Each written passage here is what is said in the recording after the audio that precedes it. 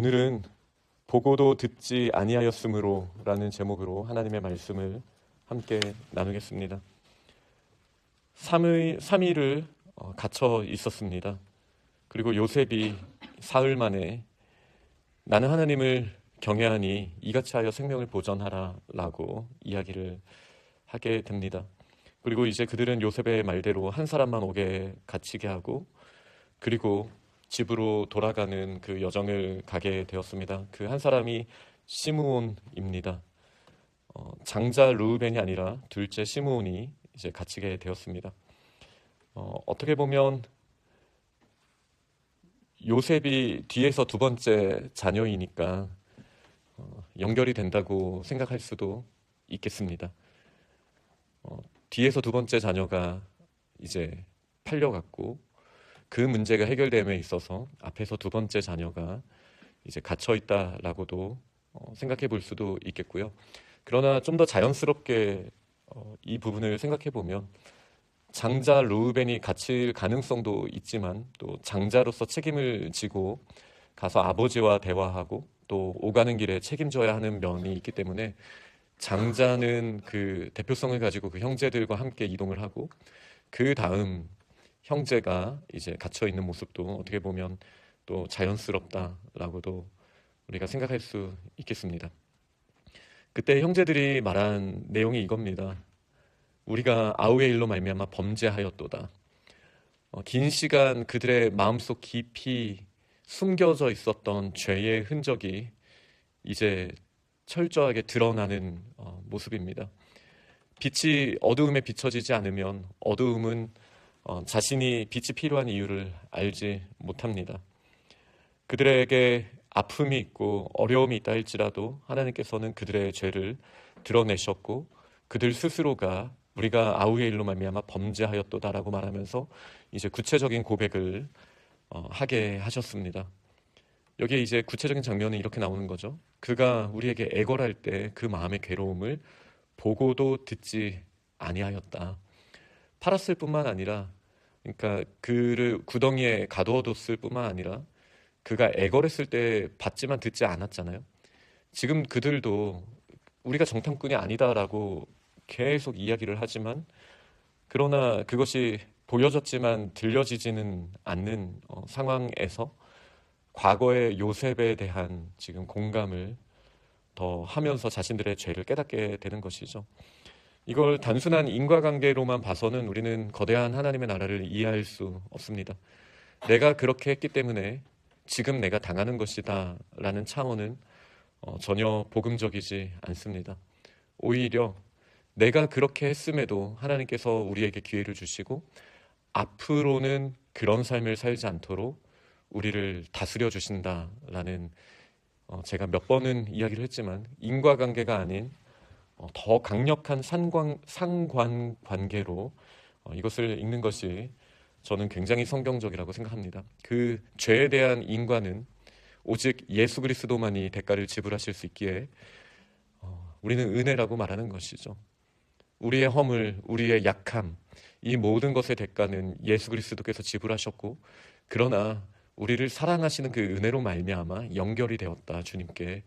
그렇기 때문에 때로는 우리의 약점, 우리가 잘못한 부분 때문에 현재 일어나고 있는 어떤 어려움에 대해서 이게 응보다 인과관계로 자꾸 해결하고 해석하고 싶은 마음이 우리 안에 든다 할지라도 거기에 머물러서는 우리는 하나님 나라를 크게 볼 수 없다는 사실을 기억해야 합니다. 지금도 형제들에게 너희가 잘못했으니 그 형벌을 받아라라는 차원 정도가 아닙니다.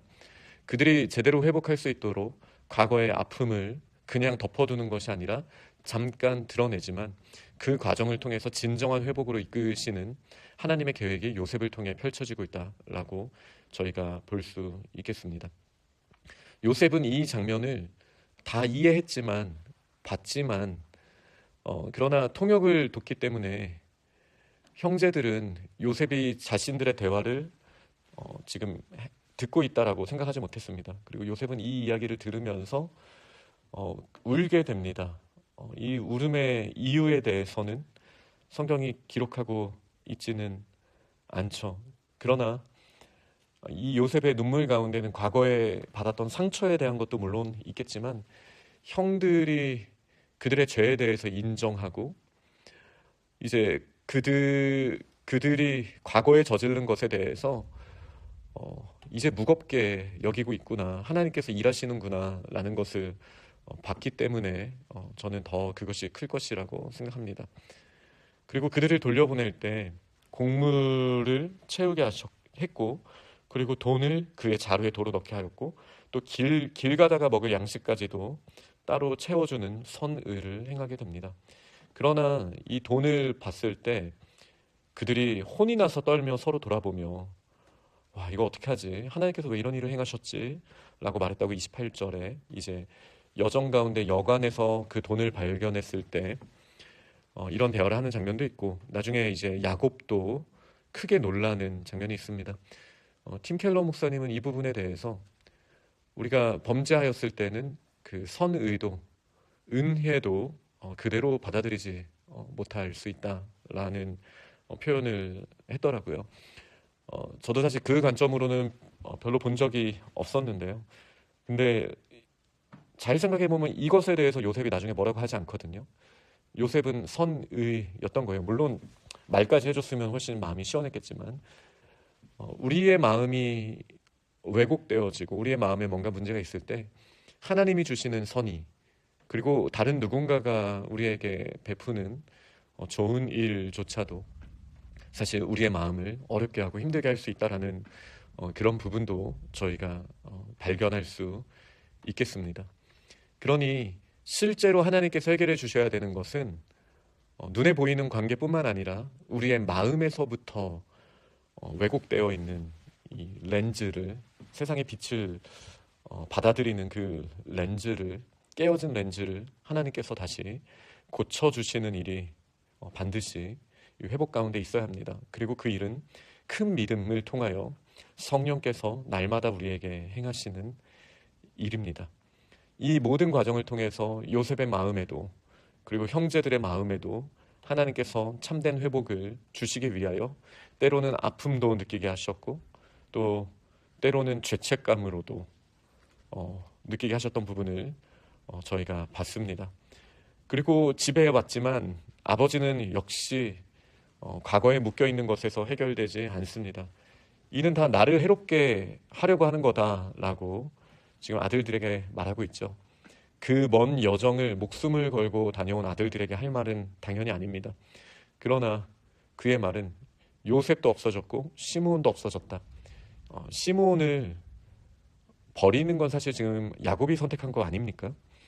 가면 시므온이 풀려나게 되는데, 근데 없어졌다라고 말을 하고 베냐민도 빼앗아 가려고 하냐라고 말할 정도로 정상적인 판단을 하지 못할 정도로 야곱도 지금 그 깊은 아픔에서 긴 시간을 헤어나오지 못하는 모습을 저희가 보게 되는 것이죠.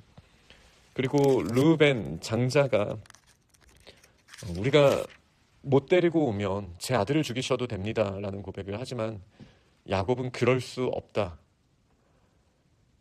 베냐민밖에 안 남았는데 베냐민마저 없어지면 나는 지옥을 경험한다 라고 말하면서 오늘 본문이 마무리되게 됩니다.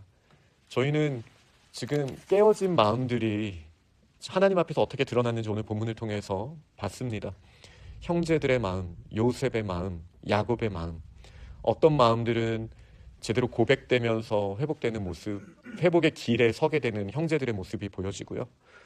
또 요셉은 눈물을 통해서 이미 하나님이 일하시고 계신다라는 것에 대한 이제 반응을 하는 요셉의 마음을 봤습니다. 그러나 여전히 과거에 묶여있는 야곱의 마음까지도 저희는 봤습니다. 지금 저희들의 마음은 어느 단계에 있습니까? 지금 저희들은 하나님이 빛을 비춰주실 때 어떠한 상태입니까? 결국은 우리의 마음에 빛을 비춰주시고 하나님이 기뻐하시는 믿음의 상태로 순전한 믿음으로 나아가는 그 길로 연단하시기를 원하시는 아버지의 마음을 볼 수 있기를 원합니다. 그리고 저희가 경험하는 때로는 아픈 일들까지도 기쁨은 당연하고요. 이 모든 과정을 통해서 저희들의 마음이 성령의 열매를 맺게 되고, 그리고 하나님이 기뻐하시는 일 가운데 나아가는 우리의 매일 같은 성화의 여정에 오늘도 주께서 일하시는 복된 하루가 되기를 간절히 축원합니다. 아멘.